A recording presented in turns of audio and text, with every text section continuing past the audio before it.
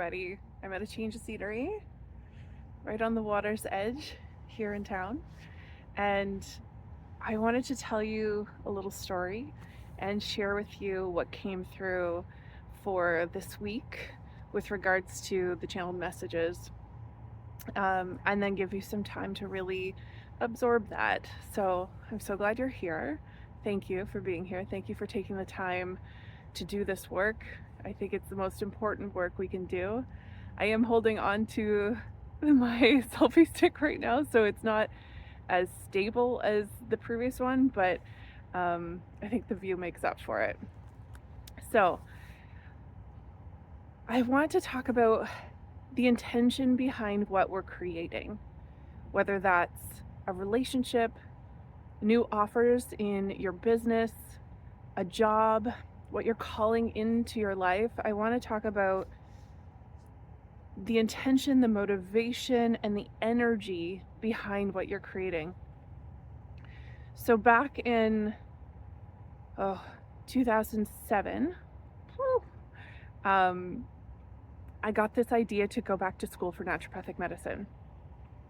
And it actually came to me in kind of a dream, which was beautiful. And so I followed it and I applied and I got in.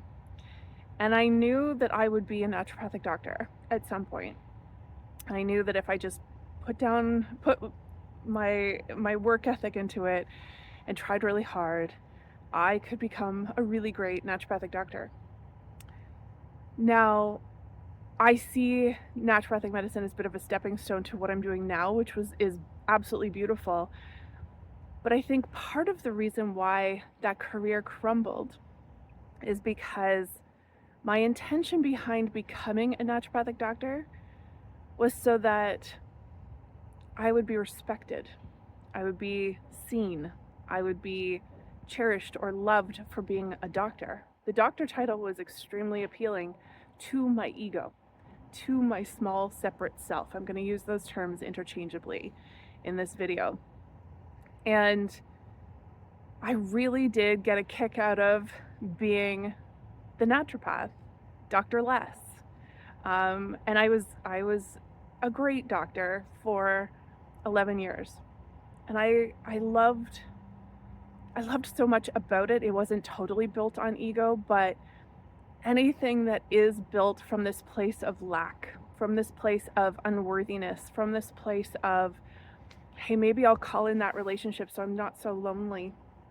Maybe I will finally get approval from mom and dad if they see me as this big business person. It's all got to crumble now. And here's the message that came through from my team, Source. I asked God to come in. I'm not a religious person. I will say this again and again, but I do talk to God. Everything that is falling apart right now is on purpose. So I want you to think about anything in your life that feels a little chaotic. Old patterns, relationships, contracts, jobs, that burning it to the ground feeling is on purpose. As chaotic as it seems, because at one point you surrendered to us, Source, and said, take away anything that isn't my truth. That career path wasn't your truth. That relationship was based on old patterns. No longer can anything be created from a fear or a pattern of unworthiness, unloved. For example, jumping into relationships in hopes of someone finally seeing you, loving you, or filling that void of loneliness will not succeed. You need to see you. Know that you are loved by something bigger than you, and you are not a small, separate self, so the ego. Building a business from a place of, I'll show them, or when I make X amount of money, I'll be worthy, successful, people will respect me, it will crumble as well, because it's based on lies. You're already worthy. God already sees you. It's okay to not know what to do next. Fall in love with the I don't know. Building and creating from the ego, that small separate self who craves control, is no longer your truth. It may have worked in the past, But with the collective awakening and frequency shift going on the planet, only businesses based on truth, awareness, love, and expansion will be available to us. To know the next steps, continue to be here now. Sit in the now and ask your team, God, Source, Higher Self for help. Ask them to work through you. The separate self can only create what it's already experienced. It can't see all there is. It can't feel the connection of yourself to everyone else on the planet. It can't know your truth because it only wants one thing: to feel control and to not die. When the small separate self dies, you finally realize who you are. You're not defined by old conditioning or your past. You're all that is. The now will tell you this. Sit in silence and listen to the now. You don't have to be anywhere else right now. You've carved out this time. Thank you for that.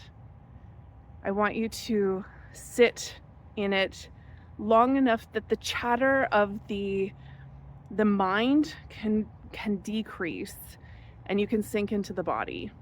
Whew, I'm getting wobbly here because my arm's getting tired. Okay, I'm gonna put on a video of nature. Let that calm you. Let that be your guide today. If you want to close your eyes, you're welcome to too. I'll add a little bit of background music so that you can tune into what the now is trying to tell you today. Don't worry about the future. Don't worry about the past. Trust what's coming through today. And this is going to be kind of the crux of where we go with this, because that magic, the miracles, the synchronicities, they come in the now. And they're beautiful.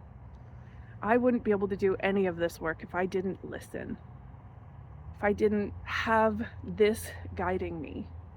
And this work has become more expansive and more fulfilling to me than those 11 years as a naturopathic doctor working from my ego. Okay, hope you have a really great week. If you have any questions, comment on the video below. I love hearing from you.